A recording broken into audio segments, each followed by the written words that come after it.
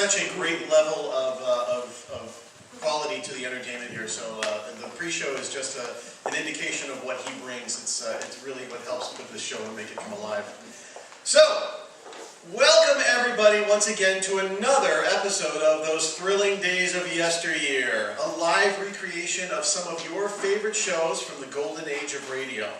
Now, our first show today features two individuals who have been known to fill any microphone, spotlight, or movie screen of their own.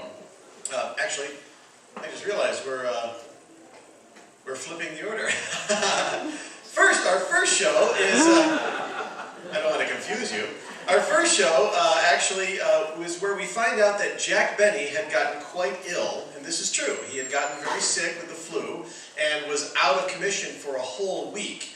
And this is back in the days before they did reruns and all of that. So the producers said, what are we going to do? What are we going to do? And so they decided to get other celebrities to come in and fill out, much has been done today with, you know, Johnny Carson and Jay Leno and all that, having guest hosts come in. Well, at this point, it turns out that they did find a celebrity who agreed to fill in for most of the entire week. Now, for years already, this particular actor had been building a bit of an overblown reputation as a legend of stage, screen, and radio, as actor, director, writer, and producer.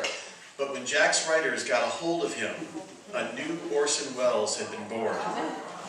And in fact, one that had ended up living longer than the real Orson Welles. In fact, late in his life, Welles waxed very analytical about his appearances on Benny, saying, quote, "I used to play Orson Welles all the time on Jack Benny. That's the Orson Welles everyone thinks I am." And he continued by quipping, "The secretary even used to atomize the microphone before I'd speak into it." So they built that into the show. So in between shows, we'll also then take a quick visit to another couple show as Rosemary Clooney and Bing Crosby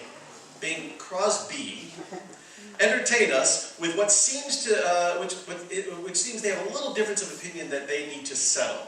It was during the late 50s and early 60s when television was in full swing, and yet these two still held the airwaves with their own show, the Rosemary Clooney and Bing Crosby Rosemary Clooney Show. And it was filled with songs and little sketches designed to entertain their loyal listeners. And this particular episode aired October 31st, 1961. Yeah, so it was after television was already in swing. But then we go back in time to our final show that features two individuals who have been known to fill any microphone, spotlight, or movie screen well on their own. And because of their wacky personalities, high energy, and crazy songs, it seemed really unlikely that the vitamin pill with legs would end up ever working with the court jester. And if they did, it would end up being too much for anyone to handle. Well, on January 4th, 1946, it actually happened. Betty Hutton had just completed her movie, Stork Club, and was going about the circuit promoting it. And apparently, someone thought it was about time that she and Danny Kaye met. And the rest, you'll see, or rather hear, unfold. Be sure to have your earplugs ready. On a personal note, my wife and I love these two individuals, and they have been quite a large influence in our formative years. So we are very honored to be able to recreate this historical moment for you.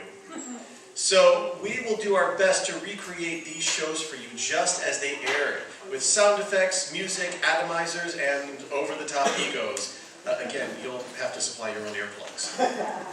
So, while you are listening, you might pretend that you are one of those who had the great fortune of being in the live studio audience as they watched their favorite performers do their thing. Or perhaps you might just wish to sit back, close your eyes, and imagine that you are sitting in your own living room with the family, sitting in front of the old Philco radio, anxiously waiting for your favorite show to begin. So join us now as we take you back to those thrilling days of yesteryear.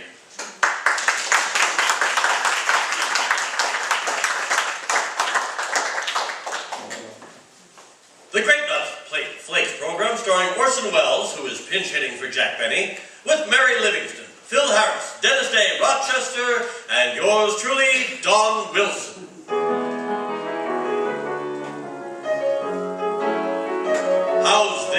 a pretty good little motto I saw in the tailor shop the other day. A man is not completely well-dressed unless he wears a smile. Pretty good philosophy, huh?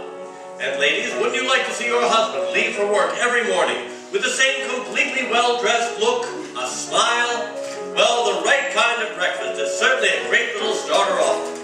And I can't think of a man or boy who doesn't like crisp, toasty brown grape nuts flakes. And I can't think of a better break for you ladies than this easy-to-fix, nourishing breakfast cereal. There's a teasing, pleasing zest to eating grape nuts flakes with that malty, rich, sweetest of nut flavor. Your favorite grape nuts flavor in toasty brown flake form. And grape nuts flakes are a whole grain cereal, you know, so they bring you grand all-around nourishment. Better make it grape nuts flakes at breakfast tomorrow, ladies. And remember, grape nuts flakes are not ration.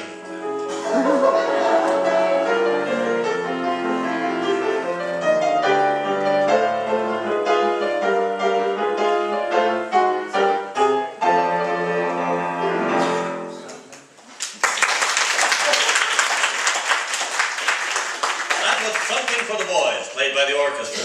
And now, ladies and gentlemen, we would like to turn the clock back to yesterday morning and show you what happened when our whole gang visited Orson Welles at his motion picture studio, where he is writing, acting, directing, producing, and enjoying his new picture. Now, Mary had just returned from the East the night before, so Phil and Dennis stopped by her house to give her a lift.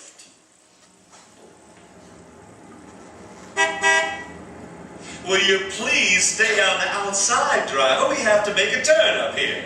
Take it easy, Goldilocks. I know how to handle a car. Okay, sister, okay. If you want to drive, come on up here and sit on my lap. Oh, nothing doing, honey. That would be pleasure driving.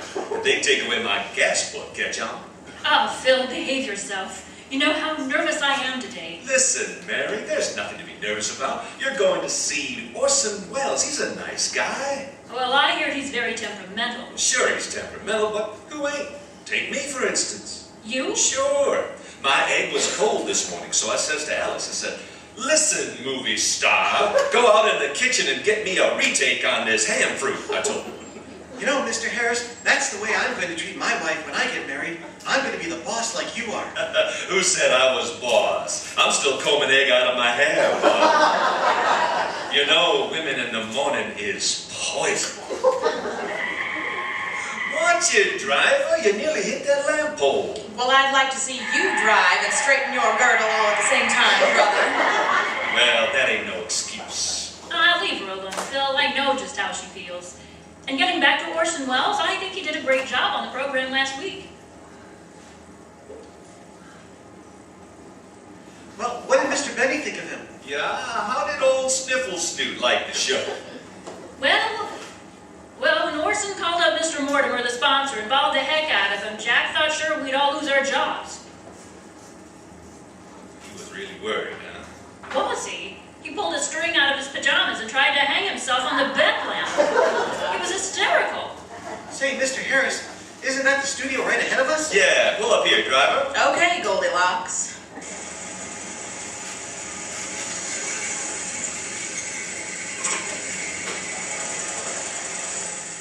How much do we owe you, miss? Skip it, handsome. Just give me your phone number. But the meter says $1.50. Don't underestimate yourself, Junior. So long. Gee, I don't know what women see in me. Me neither, and I'm a woman. Come on, let's go inside the studio. Wow, get a load of that sign over the gate. Where? Right there. Through these portals pass Orson Welles. Ain't that class? Hey, who's this fella coming towards us with the long black cape and sword in his hand? Oh, that must be the gate man. I'll ask him where Mr. Wells is. Hello there. Halt, varlet, and state thy mission, and having heard, I'll trumpet to the walls, and sound thy welcome. Get a load of that character. Yeah. Pardon me. Could you tell us what stage Mr. Wells is on? Oh, the world's a stage, and all the men and women merely players. I'd give $1 million if I could munch mouths like that. You will find Mr. Wells on stage 5. Thank you. Goodbye. Goodbye. Parting is such a sweet sorrow that I shall say goodbye till it be a-morrow. Longfellow. That's Shakespeare. Oh, yeah. All right, come on. Follow me, kids. There's stage 5 over there. Gee, I wonder if I should have given that cab driver my phone number. Nah, I'll play hard to get. That's my motto. Dennis, you can figure that out some other time. Okay, but I want to get married while I'm young and beautiful. No use waiting. I gotta have a talk with that kid. Anytime, any place, sister. Oh, quiet. Well, here we are on stage 5. Being an actor, I'll lead the way. Quiet on the set. Say, who's that guy? Oh, that's Mr. Twiddlequirtle. Be nice if I actually kept my line. Mr. Wells' There we secretary. go. Well, Mr. Wells' secretary. Hello, Mr. Twiddlequirtle. Hello, Dennis. Come right in, folks. Mr. Wells is expecting you. How is the old boy? Oh, Old he's boy. been in a marvelous mood all morning. His uncle died and left him a pound of butter. I don't see Mr. Wells around the set. Where is he? Well, he'll be here shortly, miss. At present, he's in his dressing room with his valet, changing into formal dinner clothes for the next scene. Confound it! Blasted tie. It always comes out longer on one end than the other. Oh, belay! Right here, Mr. Wells!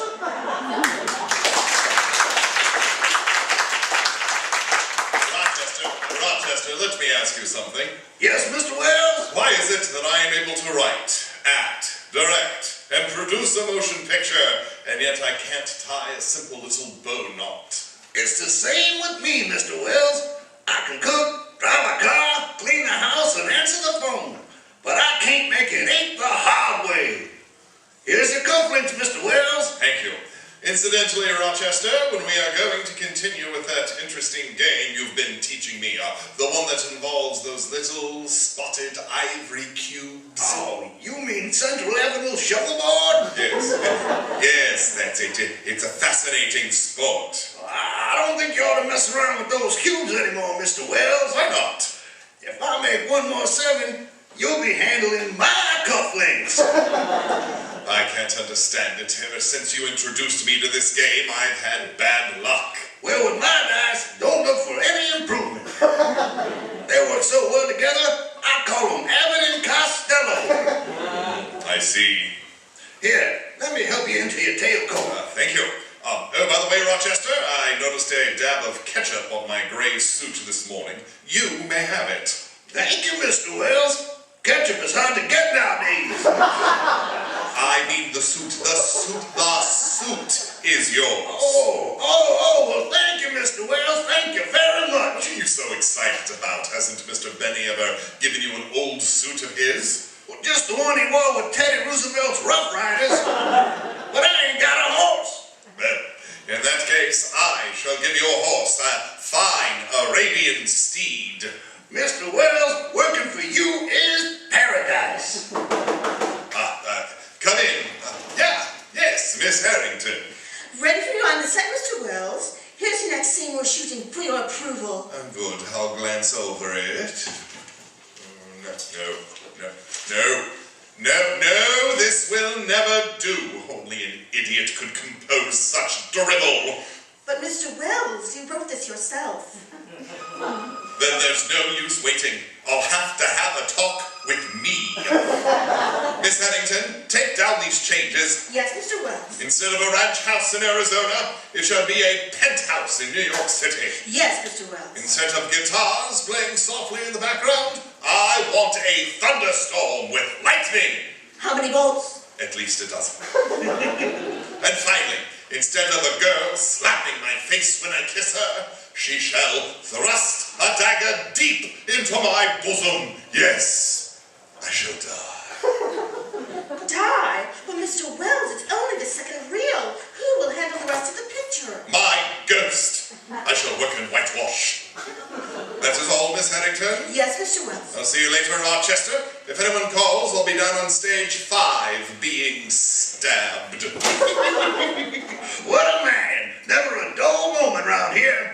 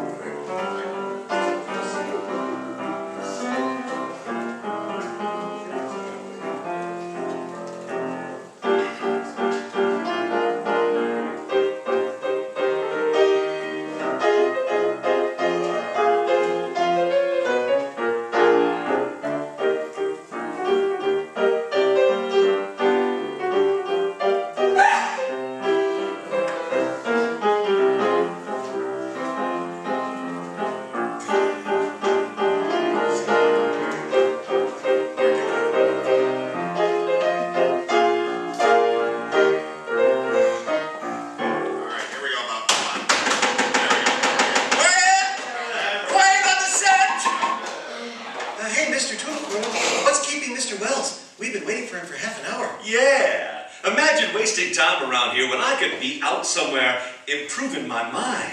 Don't be silly. There are no burlesque shows open this time of the morning. Oh, I mean books and stuff.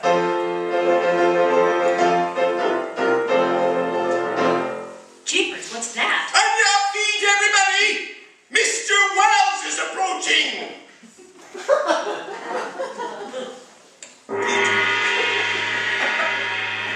Good morning. This is Orson Welles.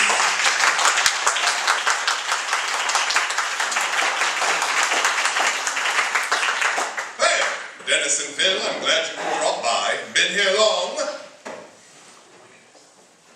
Yeah, quite a while. But I told the kids, let's hang around until Orsi gets here.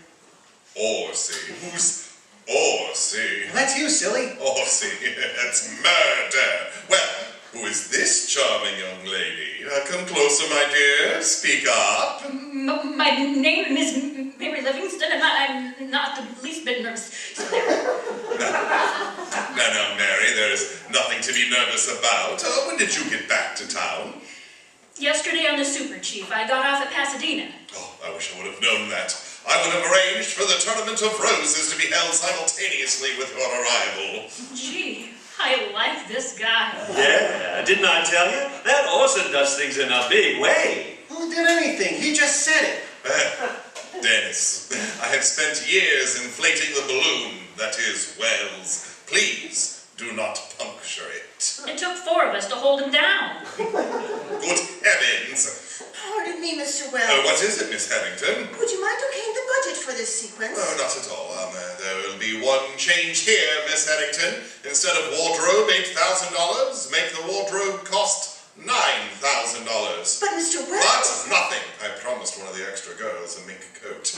That be all, Miss Harrington? Yes, Mr. Wells. Yes, Mr. Wells. Yes, Mr. Wells. Sometimes I wish I wasn't perfect so people could differ with me. It's written out. Dennis, what are you doing with that script? Oh, I was just looking it over, Mr. Wells. I thought there might be a part in it for me where I'm a big lover. Lover? Sorry, Dennis, you're definitely not the romantic type. Oh, yeah? Did a cab driver ever ask you for your phone number? Yes, and I'm having dinner with her tonight. Oh, Orsi, you really on the beam, kid. Whatever that is, I'm glad. Here's Don Wilson. Hello, Don. Hello, Orson. How are you, kid?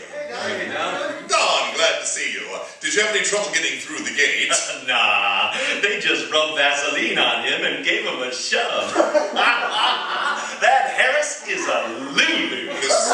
Mr. Harris. Mr. Harris. At this moment I find it very difficult to refrain from slugging you. Oh, by the way, Orson, I brought along a copy of what I intend to say about Grape Nuts Flakes for the program tomorrow. Would you like to hear it? Oh, yes. I like to pass on everything that's said on the program. Everything. Well, there goes all them jokes I thunk of. Yes, Phil. I don't want them jokes stinking up the airways.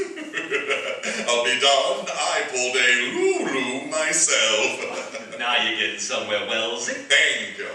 Don, let's hear your message. Okay. Now, about halfway through the program tomorrow night, I'll say, ladies and gentlemen, a few words about Toasty Brown's sweet as a nut Grape Nuts Flakes. Just open a 12-ounce economy-size package for breakfast tomorrow morning, and you will see why Grape Nuts Flakes, with its malty-rich flavor, is America's fastest-growing flake cereal. Very good. Go on. That's all there is. That's all. That's all you're going to say about Grape Nuts Flakes? Good heavens, man, use a little imagination. But Orson... let me show you what I mean. Miss Harrington, Tootle Quarto, sound effects, please. Yes, Mr. Wells. Places, everyone. Curtain. Music.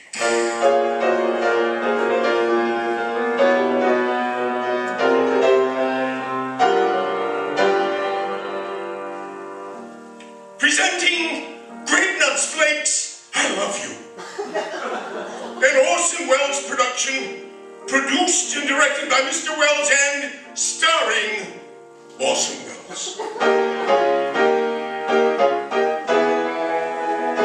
Ladies and gentlemen, whether you live in the heart of a great metropolis, on the farm where all is tranquil.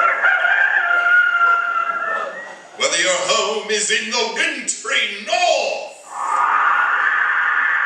or here in sunny California. Wherever you live, ladies and gentlemen, you will love the malty, rich flavor of toasty, brown, sweet as a nut, grape, nuts, flakes. Remember, ladies and gentlemen, each economy-sized package contains not 1 ounce, not 2 ounces, but 12 ounces of those delicious golden brown flakes. I thank you.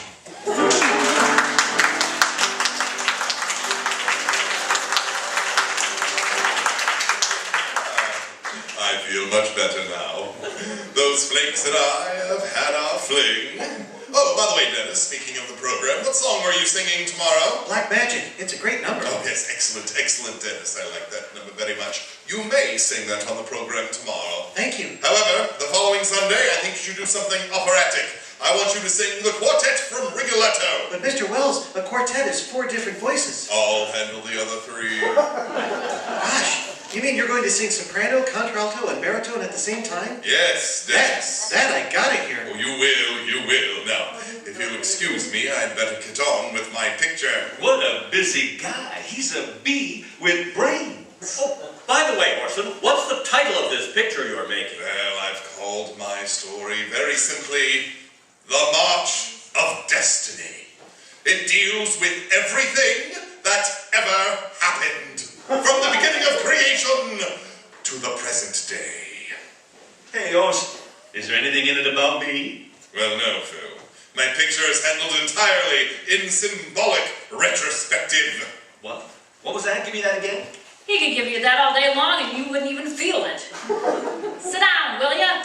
Oh, Mr. Wells, a terrible thing has happened. Miss Lydia, your leading lady, has just eloped to Las Vegas with Jeffrey Hamilton. Jeffrey Hamilton? Yes, man who plays the part of your brother in today's sequence. What will we do? I have a very simple solution. Mary, you shall be my leading lady. Your leading lady? Gosh. And Phil, you'll be my brother. Your brother? Are we twins? Heaven forbid. Well, let's get started, shall we? Here's your script, Mary. Gee, if I'm going to be your leading lady, I'd better throw away this bubble gum. No, keep it. I may have you do a dance later. Pardon me for interrupting, Mr. Wells, but we just had a long-distance call from Mr. Benny. Mr. Benny, what did he want? He wanted to know if I was happy with my new job working for you. What'd you tell him? I lied, and now he's happy. If I know Jack, he didn't call long distance from Chicago just to find out if Rochester was happy. I wonder what else he wanted. Well, he's getting better. He probably wanted to know if that cab driver has a friend. That's probably it. Now, Mary, Phil, before we rehearse, I think I'd better explain the scene to you. Quiet, everybody! Mr. Wells is explaining! Thank you. Now, Mary, in this scene, you, as my fiancée, and Phil, as my brother, have parts which overshadow mine in dramatic intensity. You mean we're more important than you are? Definitely. The motivation of the scene, its mood and pulse and tempo rest entirely in your hands. I want my face in the picture, too. Mary, please. You, Phil, will play the part of my younger brother, who is a cheat, a cur, and a scoundrel. Oh, I get it. A heel with a soul. That Harrison's solid when he gets rolling. No, you're a genius, and I ought to know. Now, as the scene opens, I enter your apartment, Phil, unexpectedly, and to you, my surprise, I find my sweetheart in your arms. Remember, Mary, you and Phil carry the burden of the scene.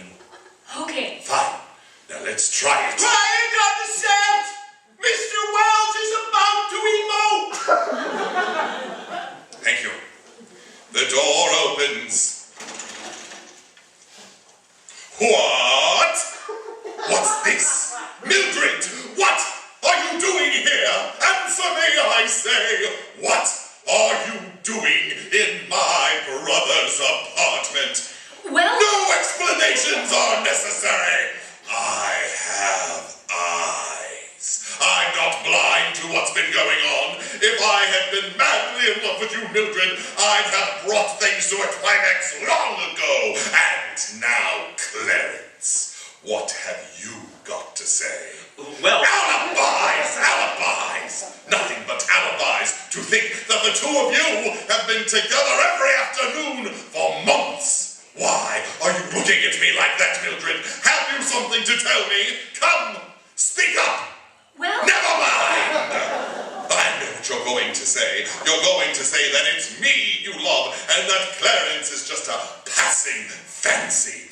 You're both strangely quiet. Why don't you speak up? Is it because your guilt is so obvious? Well... Wait a minute, that's my line. Oh, pardon me.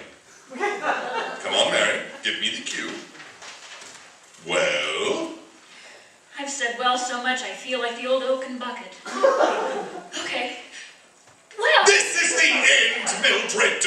Our engagement is broken!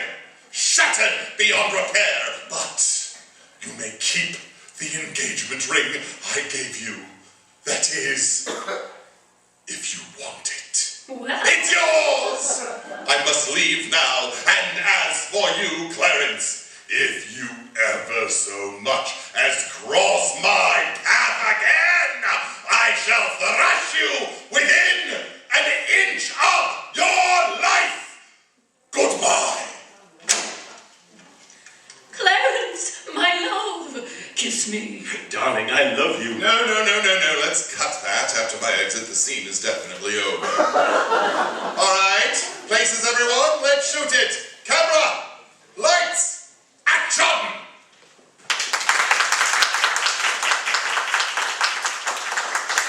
Ladies, ever stop to think of all the wonderful new substitutes being worked out these days to take the place of things with which we are short? Like the amazing Aralec dress material made of milk, and the substitute for silk, conjured up out of coal, water, and air. But there's one thing we don't need to buy a substitute for, because it's abundant, and you don't have to give up any precious ration stamps for it. That's the whole grain cereals our government nutrition program is asking us to eat more of. Whole grain cereals such as delicious, toasty brown grape nuts flakes are plentiful, thrifty, and one of the most nourishing foods you can serve. In every bowl full of malty-rich grape nuts flakes and milk, you get a goodly amount of minerals, vitamins, proteins, and carbohydrates. Many of the same food essentials found in meat. So, while you're enjoying the distinctive sweet-as-a-nut flavor, you're getting the type of all-around nourishment that can help you make up for other food shortages in your meal. So serve more whole grain cereal. Ask your grocer for grape nuts flakes. Delicious, nutritious, thrifty, and not rationed.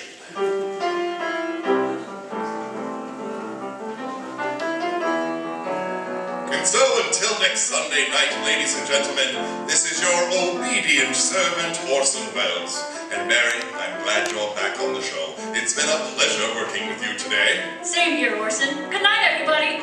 Good night, doll. Orson Welles is a genius. But this program was written by Bill Morrow and Penny Lloyd.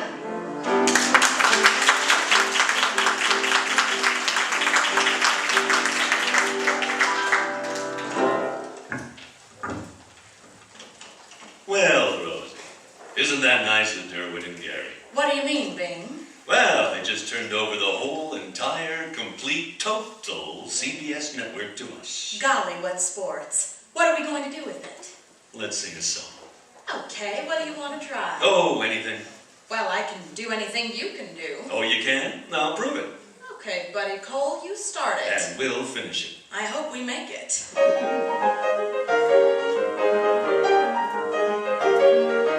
Anything you can do, I can do better. I can do anything better than you. No, you can't. Yes, I can. No, you can't. Yes, I can. No, you can't. Yes, I can. Yes, I can. Ridiculous. Ridiculous. Anything you can be, I can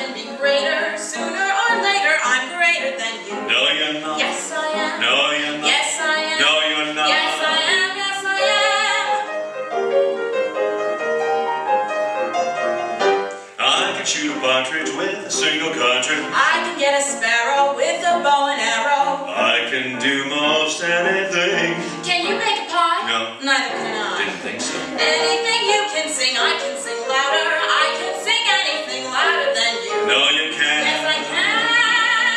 No, you can't. Yes, I can. No, you can't. Yes, I can. Maybe she can. Anything you can buy, I can buy cheaper. I can buy anything cheaper than you. No, you can't. 40 cents. 50 cents. 30 cents. Well, see if you can get it for a skid. Maybe then I'll believe you. I don't think you can get it for a skid. Anything you can dig, I can dig deeper. I can dig anything deeper than you. 30 feet. 40 feet. Oh, go to Ah, 60 feet. You're not digging. You're out Yes, living. I can. All right. I can be a racer, quite a steeplechaser. I can jump a hurdle, even with my girdle. I can live on bread and cheese. And only on that? Yep. So can a rat. Any note you can reach, I can go higher. I can sing anything higher than you. No, you can't. Yes, I can. No, you can't. Yes, I can. Get me some oxygen. Yes, I can. With a nosebleed. Yes, I can. Yes, I can. Yes, I can.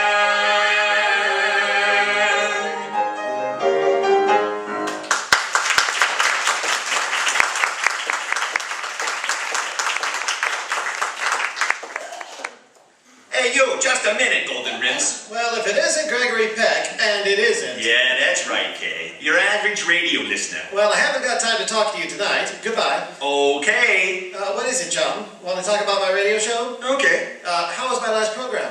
Okay. You know, chum, I had my wife make a list of her favorite programs, and here they are. 32 of them. Oh, where do I stand? Wanna try 64? Well, if you'll excuse me, I've got to go to the studio now and get ready for our guest star, Betty Hutton. Well, Betty Hutton. I never get enough of her singing. Oh, a glutton for Hutton, huh? Yeah, that's a good idea, chum, having her on the program. Well, you know, I'm always trying to improve the show. I want to be a success in the worst way. No comment. All right, this is a waste of time talking to you. Waste of time? What do you take me for, a moron? No comment. See you later. The Danny Kaye Show with Butterfly McQueen, Dave Terry and his orchestra, and our special guest tonight, Miss Betty Hutton. And here's the star of our show. Wait a minute, Betty, not yet. Sorry, excuse me, Danny. All right, take it away again, will you, Dick? And here he is, the star of our show, Danny Kaye!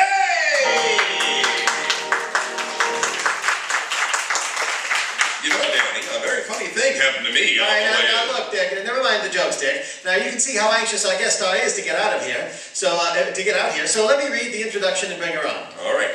It says, and now, ladies and gentlemen, it gives me great pleasure to introduce the blonde bombshell of Paramount, the inimitable. Inimitable. Can't you read what I wrote? All right.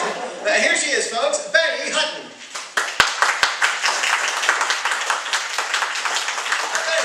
You know something, Betty? I never saw so much pep and energy in one person. Well, Danny, it's my final fling. When I get back to Hollywood, I'm going to settle down and become quiet and sedated. You? Well, I can imagine. You'll see, a new Hutton will be born. Well, congratulations. I heard you got married. Now, Betty, I suppose you're seeing a lot of your old friends while you're in town. And did you run into Crosby? Oh, he's my dreamboat babe. And did you see Sinatra? Ah, dreamboat Frankie. Well, I'm glad you found time to come up and see me. Ah, tugboat Danny. Well, that's a fine way to talk to me after I stood in line at the Paramount for 2 hours to see your picture, Stork Club. Oh, did you like it, Danny? Oh, I thought it was swell. Hey, did you see my picture of Wonder Man? Wasn't that a great song he wrote for me at Stork Club? It was sensational. Did you see Wonder Man? Would you like to hear me sing it? I'd love to hear it. What did you think about Wonder Man? Will you play it, Dave Terry? No, I could have sworn I made a picture called Wonder Man.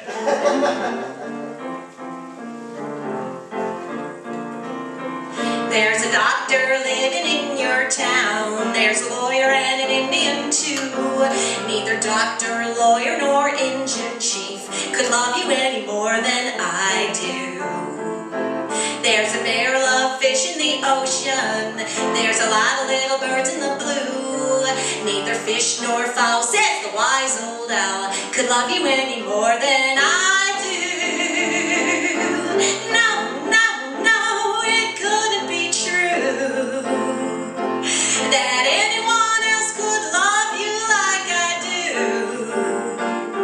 I'm gonna warn all the dead-eyed dicks that you're the chick with the slickest tricks, and every tick of my ticker ticks for you. Follow through. Tell the doctor stick to his practice. Tell the lawyer to settle his case. Send the engine chief and his Tommy Hawk back to Little Rain in the face. 'Cause you know, no, no, it couldn't be true that anyone else could love you like I do.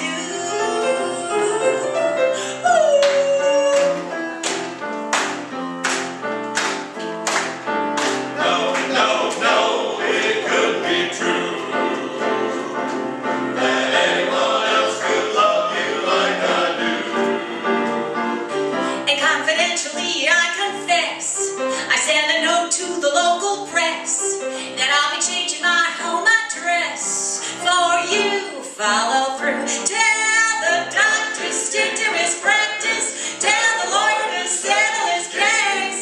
Send the engine chief and his Tommy Hawk back to Little Rain in the face. 'Cause you know, no, no, it couldn't be true that anyone else could love you like I do.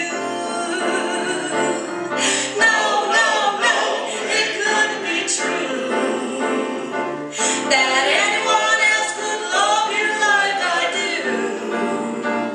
I'm going to send a hot communique to one of the boys down at Cripple Creek, that every dimple on your dimple cheek is mine, so to speak. Tell the doctor stick to his practice. Tell the lawyer to settle his case.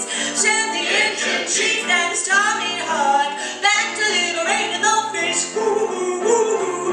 'Cause you know, no, no, it couldn't be true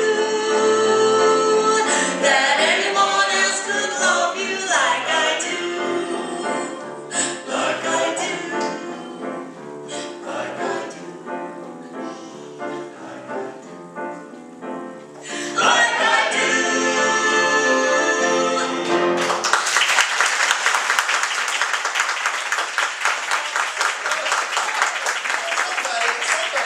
Somebody must have seen Wonder Man. It's been playing everywhere. Didn't anybody see Wonder Man? I have a lady in the back of me, Doctor. Give that lady $5,000 and a piece of Kleenex. Now, Betty, you know, I might say that when you sing a song, you put everything you have into it. Oh yeah, I knocked myself out completely. But so what? Will they give me the Motion Picture Academy Award? Will I ever win an Oscar? Not me. Who gets the Oscars? Ingrid Bergman, Betty Davis, and all they do is stand there quietly and cry. Yeah, it's a crying shame. And it's and it's the same with you, Danny. They make you sing the same songs all the time. Yeah. They don't let us do anything serious that'll win us an Oscar. Of course not. There was a part I wanted in a picture, and they wouldn't give it to me. And the person who got it won an Academy Award. Who was that? Paul Lucas. Yeah, I had the same trouble. You know, I wanted to do something serious too. I wanted to make a sequel to Spellbound. Had a wonderful story too. What was the name of it? Son of Spellbound. Danny, you would have been great in it too, but they won't give us those parts. Yeah. Betty, you know the trouble with Hollywood is typecasting. Sure. Once you show them you can do anything, they make you do the same thing in all your pictures. Sure. You're a perfect example yourself. I saw you in The Miracle of Morgan's Creek. At the end of the picture, you gave birth to 6 children. And what's your next picture? Stork Club. Sure, Danny, that's what I mean. They think you only have one talent. Now take Zazu Pitts. She's known for her hands. Eleanor Powell is known for her feet. Betty Davis is known for her eyes. And Dorothy Lamour is well known too. We ought to do something besides those songs they give us to do. Yeah, I should say. I want to play a dramatic part and win an award. After all, what has Paul Muni got that I haven't? What has Edward G. Robinson got that I haven't? Oh, when you get to Van Johnson, have I got an answer? Yeah, well, maybe not Van Johnson, but I sure can be a swashbuckling hero like Errol Flynn. Yeah, but where Errol swashes, you buckle. Yeah, well, my tailor can take care of that. I'll take that Kleenex back from the lady now. But Betty, there must be something. There must be something we can do to get better parts and win an award. There is. We can both make the kind of pictures we want to if we start our own studio. You want to come in with me? You and I? Why not? We could be like Bogart and Bacall, London Fontaine. Truth or consequences? Yeah. Before we do anything else, we have to get a good story. Well, honey, I've got two writers, Al and Joe. We'll get them to write a story. Come on, Betty. Now, I want you to meet Al and Joe. They're working right in this room. You hear the typewriter going?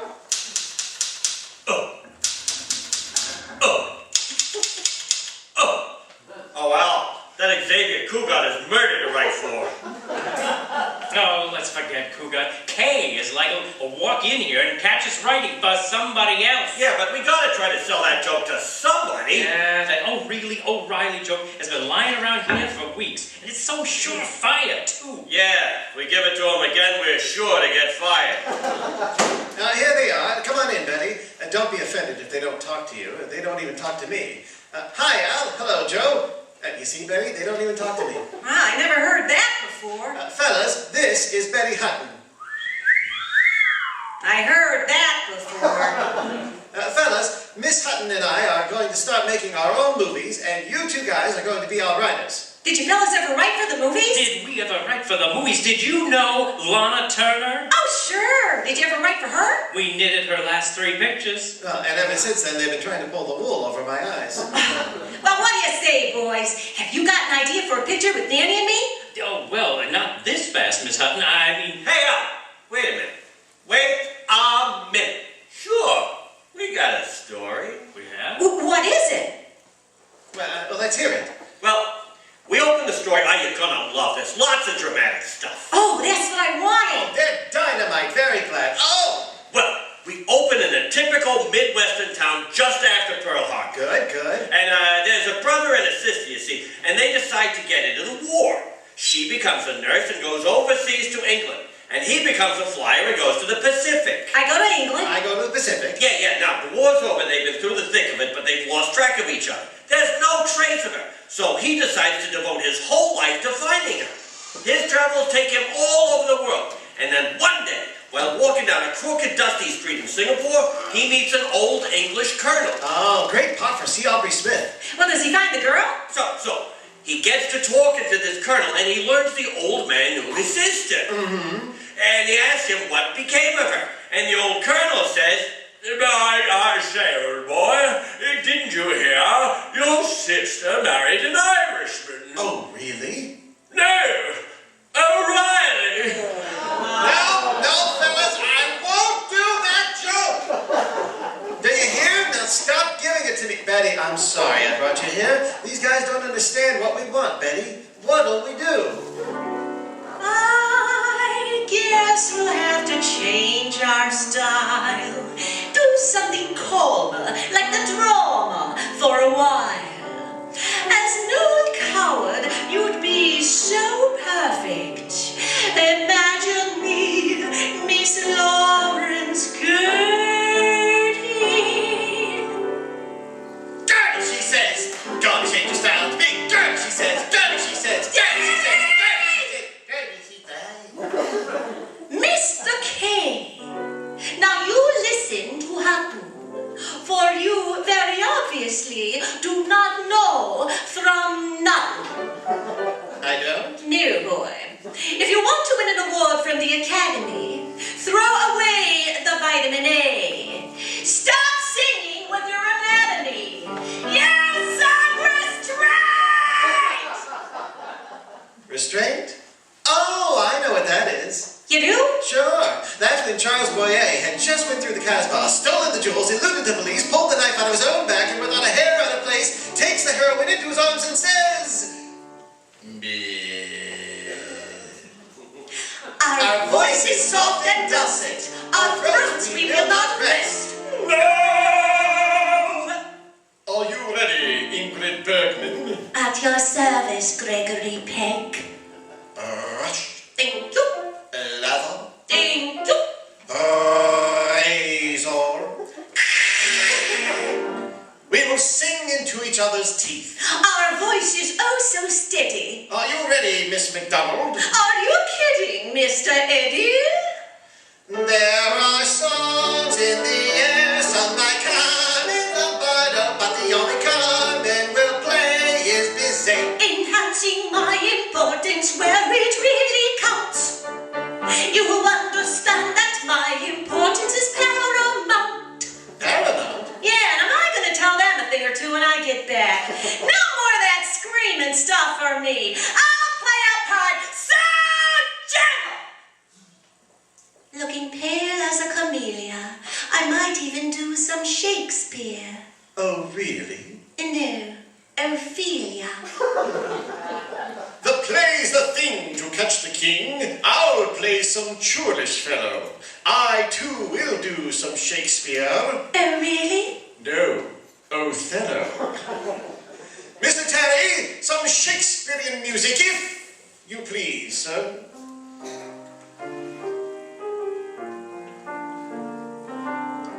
All right, Lady Macbeth. Life is a tale, twice told by an idiot.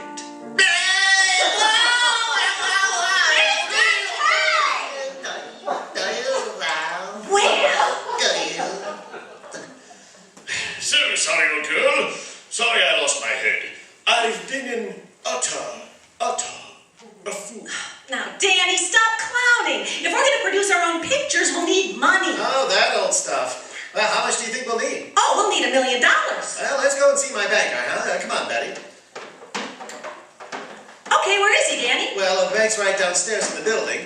We'll have to do something to impress this guy. You know, if I could get an important phone call while we're there, that would cinch the loan. Hello, Mr. K. Hello, Miss McQueen. Betty, this is Butterfly McQueen. Betty, this is Butterfly McQueen, president of the Danny K fan club. Hello, Miss McQueen. Oh, Miss Hutton, you sure got a swell fan club, haven't you? Well, I have 3 million members. 3 million? That's a lot of hearts, isn't it? Wouldn't we have a tremendous fan club if we joined our clubs together? Well, how many members would we have? 3,000,001. Now look, Miss McQueen, we haven't got time for that now. Hey, wait a minute, Miss McQueen, will you do me a big favor? Mr. K, not snow, nor rain, nor heat, nor gloom of day can stay. Yes, that's fine, sure. All right, Miss McQueen. Now look, you won't have to go through snow and heat. All I want you to do is to go to that delicatessen store on the corner and telephone me in Mr. Winter's office at the bank. Now, you don't have to say a word. We just want to impress Mr. Winter. Here's a nickel. Call me up and I'll do the talking. Come on, Betty, let's go.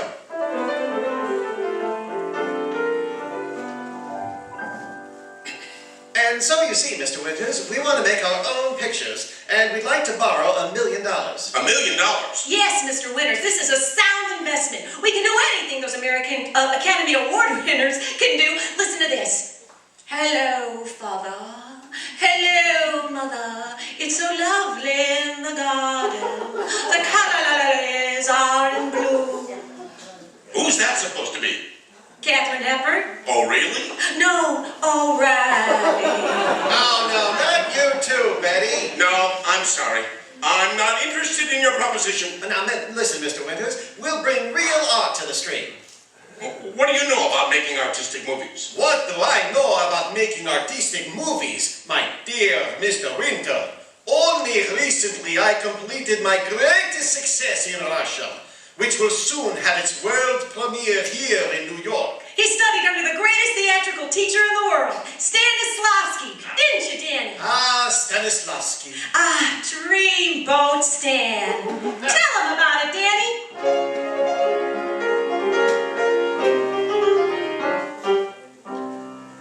Who is the world's greatest actor? And how did I get that way? Who made me a genius, the greatest projector who ever wore a toupee? Who made me most miserable Hamlet, the deadest Romeo who died for his bride? Who made me most awful Mr. Jekyll, and then made me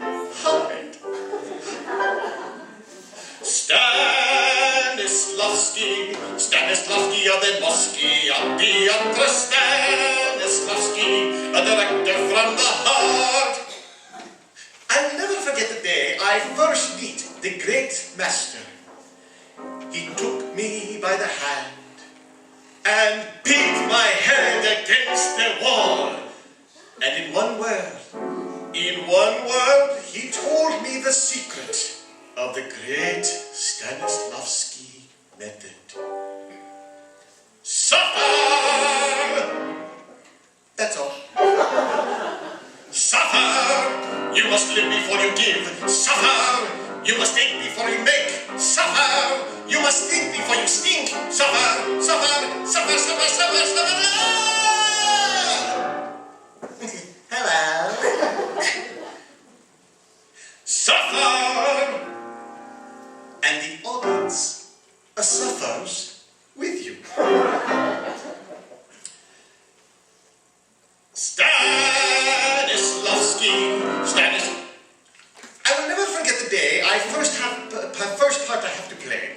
They give me part of sailor. But first I must suffer. What I'm going to do. I join Navy, become sailor. First day out, big storm. At first, I was afraid I was going to die. And then, I was afraid I wasn't going to die. But I suffered. I came back to Moscow, and in this part, I was wow. Here is what the great critic George Yevnasha Vladimir Madin said. Истига грошига фришни глокни глочстина брексни долфин тейген скребригон kan collect stuggen steigen kvoffen take kush. Just like in America, 3.5 stars. So if you want a career on stage, you mustn't dream of merely acting. Use the Stanislavski method of mental chiropractic. Be a tree, be a sled, be a purple spoon of thread, be a storm, be a lace, a thumb between an empty space, take it fast, take it slow, hello Mo, hello Joe, I just got back from the vocal show. Stanislavski.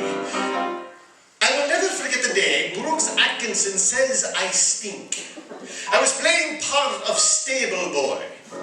It was in great Russian tragedy. It was beautiful. Everybody died. I also played part in great Russian comedy. Everybody died.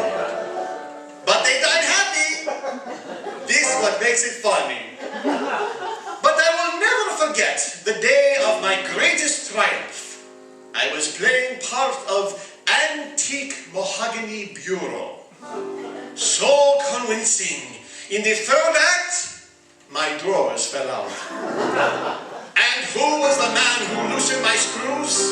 Who pulled me apart? Stanislavski, Stanislavski of the Mosky.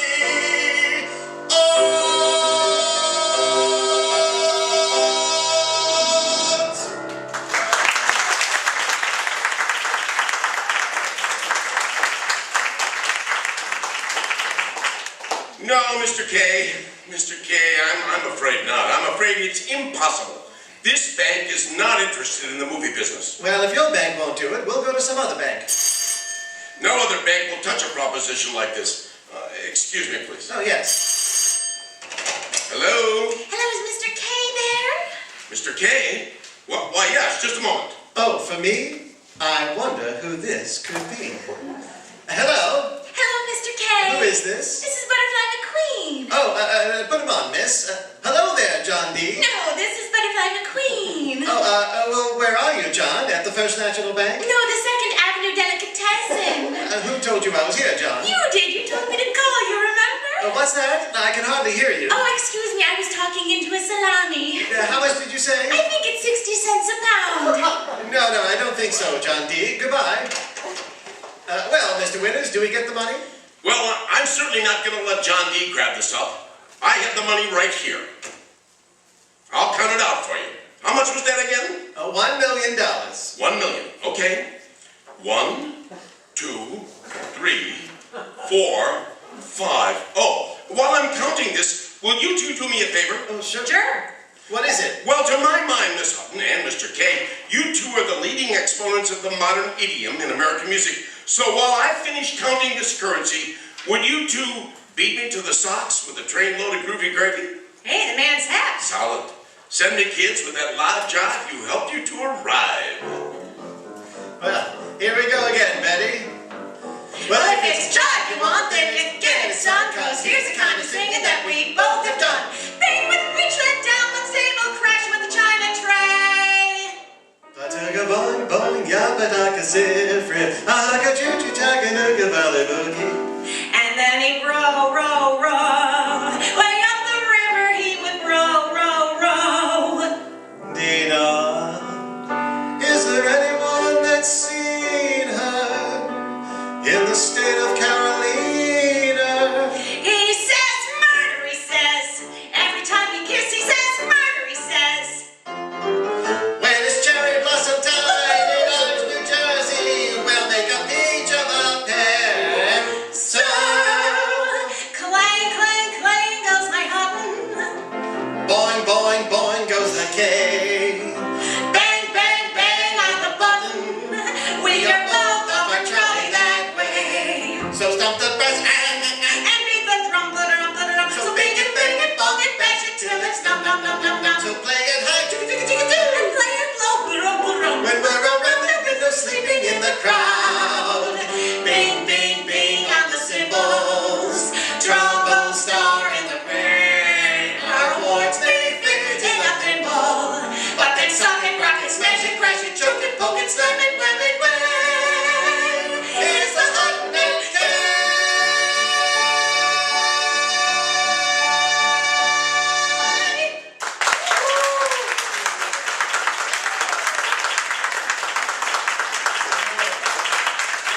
Now, Mr. Winters, how are you coming along with that money? 97, 98, 99, $1. $1.01, $1.02. By the way, what are you going to call this picture company of yours? Well, the way you're going, we're going to have to call it 23rd Century Fox. Good night. This is the Armed Forces Radio Service.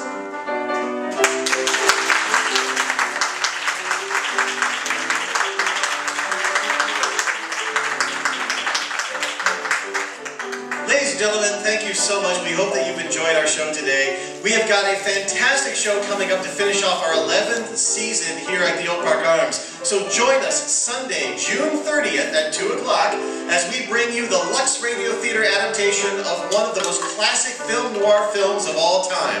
Join Sam Spade, Effie, Gutman, Cairo, and the rest of Dashiell Hammett's gang as they try to track down the Maltese Falcon.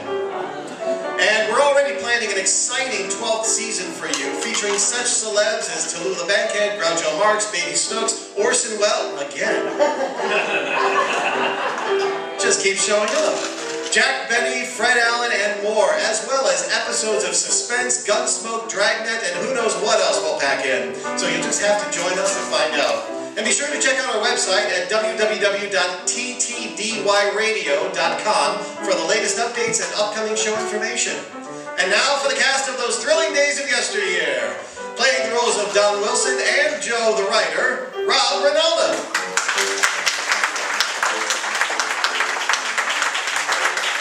Playing Phil Harris, Bing Crosby, and the man harassing Danny, Don Gingle. The dry wit of Mary Livingston was portrayed by Amy Kennedy. Our saucy female driver and Rosemary Clooney and Butterfly McQueen, Sarah Malloy. Our Shakespearean Kate Man, as well as Al the writer, John Corona. And playing Mr. Toodle-Cordle and Mr. Winter, John Gould. The announcer Dick Joy and Orson Welles by Steve Schroeder. His valet, Rochester, Tim Baker.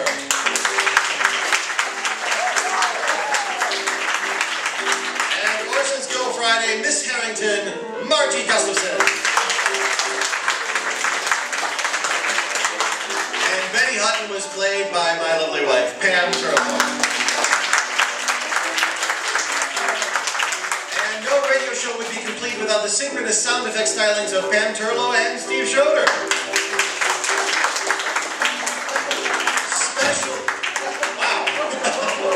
Special thanks also goes to the amazing musical magic of Peter Storms on piano. And apparently, I am the Orson Welles of the day. I am your producer, director, as well as Dennis Day and Danny Kaye. What a rhyme, Dennis Day and Danny Kaye. Ben Dooley, thank you.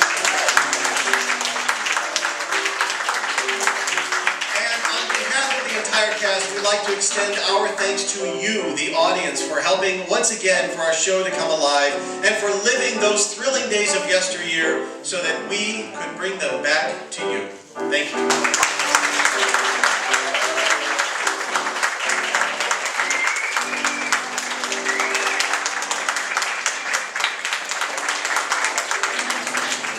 Thank you all so much. Thank you. Please enjoy beverages and lovely cookies and such. We'll see you on June 30th for our final show of the season. So thank you so much. Have a wonderful day.